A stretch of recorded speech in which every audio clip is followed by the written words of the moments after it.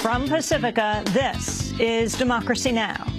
This is part of the sledgehammer of what the government is doing, the people who expose corporate secrets, government secrets, and really the secrets of an empire. And the people who should have been on that trial are the very people who Jeremy admitted to hacking into, which is the Stratfor people who've engaged in corporate spying along with government cooperation, the public safety people in Arizona, the FBI, etc. Jeremy Hammond of the hacktivist group Anonymous pleads guilty to hacking into the private intelligence firm Stratfor, the FBI, and other institutions. Hammond says his goal was to shed light on how governments and corporations act behind closed doors. As Hammond faces up to 10 years in prison, and Army whistleblower Bradley Manning prepares to go on trial next week. We'll speak to WikiLeaks founder Julian Assange from inside the Ecuadorian embassy in London, where he has sought political asylum. Over the past 2 years, WikiLeaks has published millions of files leaked to them by Hammond, Manning, and others. Being in prison, house arrest, and now held captive in an embassy with a bunch of cops outside, of course, is a difficult circumstance. But it is not more difficult than the circumstance that is faced by Bradley Manning in Fort Leavenworth or by Jeremy Hammond, an alleged source related to the Stratfor files in New York, or by many other prisoners around the world. We'll also air secret recordings of a 2011 meeting between Julian Assange and Eric Schmidt, the CEO of Google. All that and more coming up.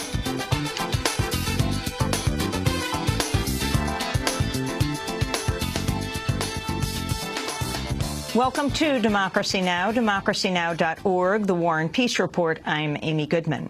A U.S. drone strike in Pakistan has killed at least 4 people and injured 4 others. The attack earlier today hit a home in the tribal region of North Waziristan. Pakistani officials say the strike killed the Pakistani Taliban's second-in-command, Walia Rahman, though the claim has not been verified. It was the first U.S. drone strike inside Pakistan since the country's elections earlier this month. It was also the first since President Obama's major counterterrorism speech last week, vowing new guidelines for drone warfare under his watch. The attack in Pakistan also comes as the Pentagon has confirmed a U.S. drone crashed off the coast of Somalia on Monday. In her most forceful comments to date on the use of armed drones, the UN's top human rights official, Navi Pillay, called their use profoundly disturbing. I also continue to be profoundly disturbed at the human rights implications of the use of armed drones in the context of counter-terrorism and military operations, with an increasing number of states seeking to acquire such weapons.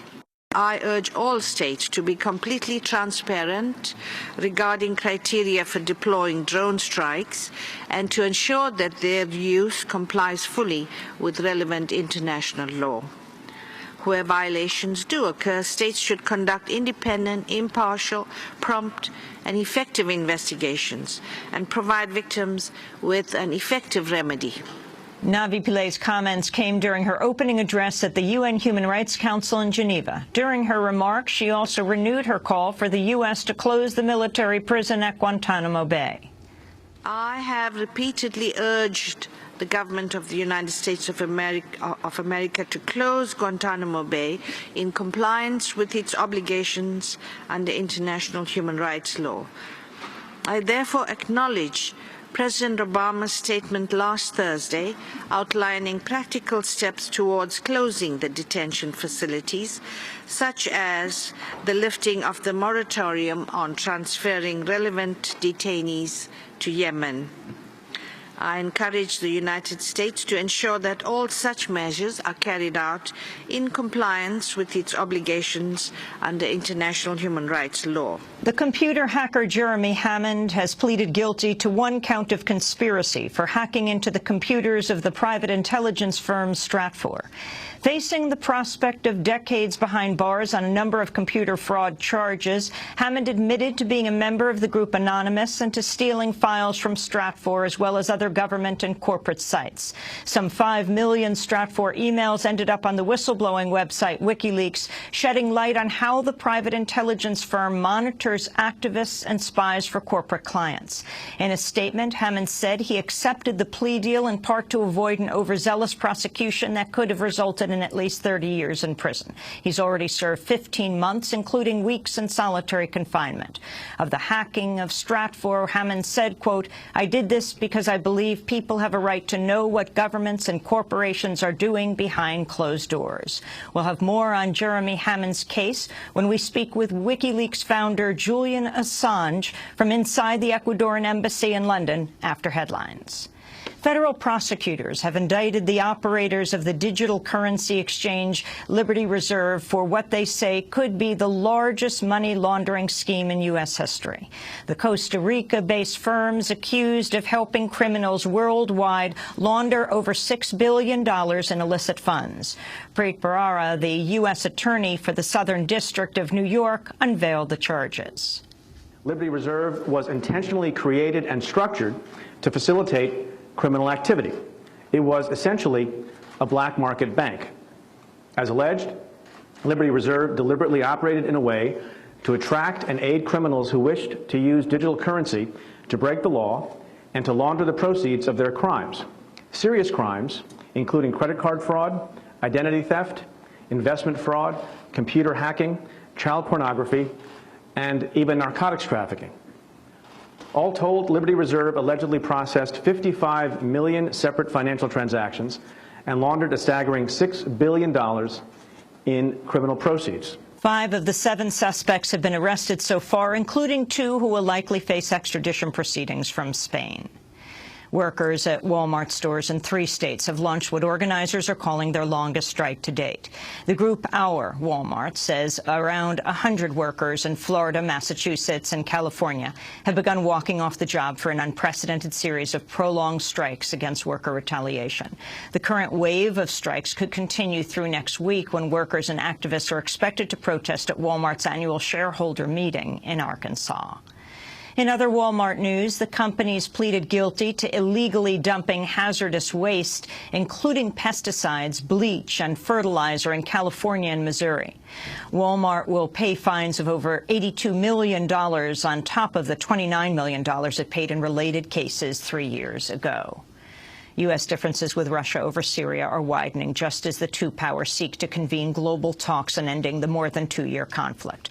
On Tuesday, the U.S. said it backed a European Union decision to provide weapons to Syrian rebels while condemning Russia's move to send anti-aircraft missiles to the regime of Syrian President Bashar al-Assad. State Department spokesperson Patrick Ventrell spoke in Washington.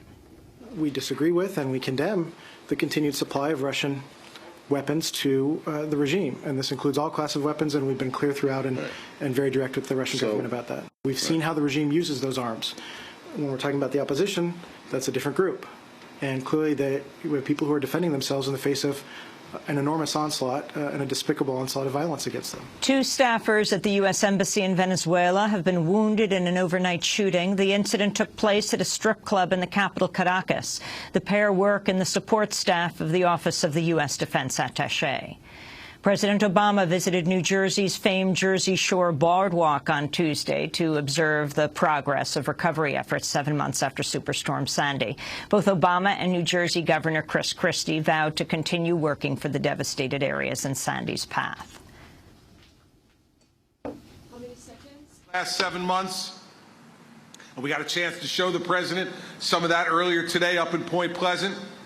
I also made sure that he understood there's still a lot more work to do for the people of our state, and I am not going to let anything or anyone get in between me and the completion of the mission to restore and recover our great state.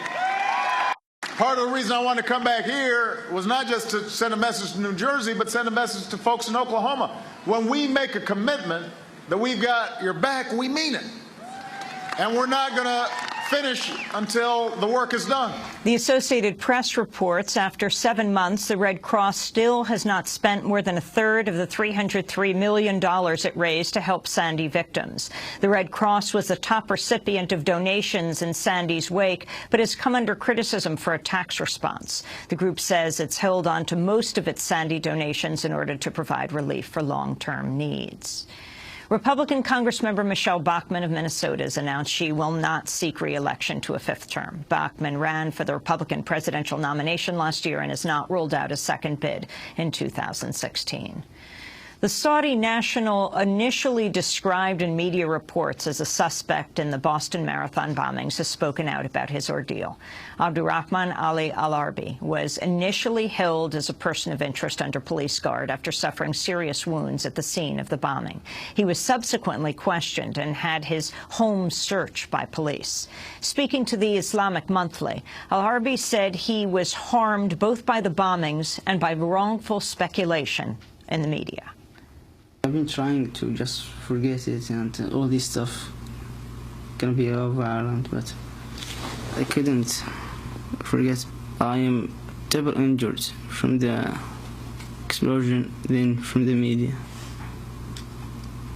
So it's not easy to forget because you just gonna write my name and search about my old stuff. They're gonna think that I am from Al-Qaeda and like horrible things. The association providing legal services to poor New Yorkers is in the midst of a labor strike over wages as well as cuts to health care and retirement. Over 200 attorneys and support staff at Legal Services NYC walked off the job earlier this month, citing what they called crippling demands by management. The organization represents some 45,000 low-income residents on issues including evictions, domestic violence, and unemployment.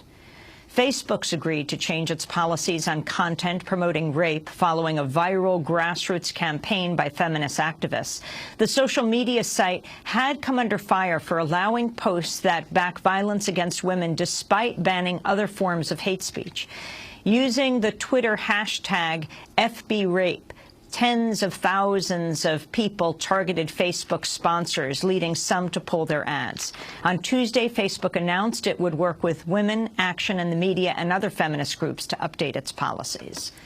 The judge overseeing the pretrial hearing of Trayvon Martin's shooter, George Zimmerman, has rejected a number of key bids by the defense.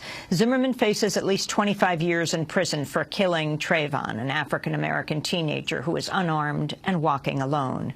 On Tuesday, Judge Deborah Nelson denied a request by Zimmerman's attorneys to present testimony about Trayvon's use of marijuana, his school history, and his text messages during Zimmerman's upcoming murder trial. Prosecutors had argued the testimony would be irrelevant and used to tarnish the dead teenager's reputation.